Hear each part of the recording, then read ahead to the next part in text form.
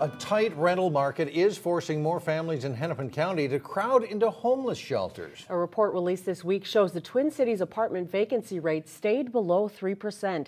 Meanwhile, the number of homeless families in the county is the highest it's been in 12 years.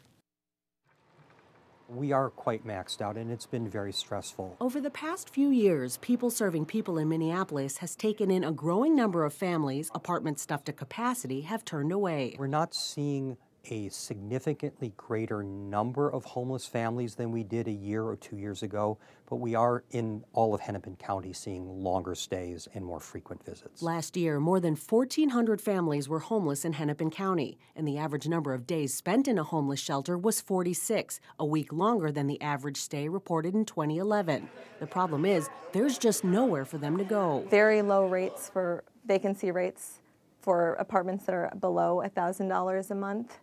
Very low rates for what's affordable.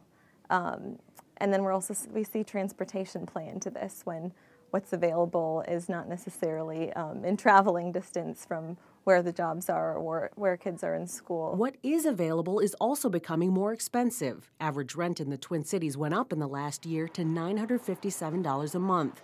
Groups like the Minnesota Coalition for the Homeless are working with lawmakers to come up with long and short-term solutions to help families out of this vicious cycle and into their own home. One thing that we know how to do is to build affordable housing. We know what housing options work in terms of rental assistance and voucher programs. So our short-term emphasis is really focusing on those solutions.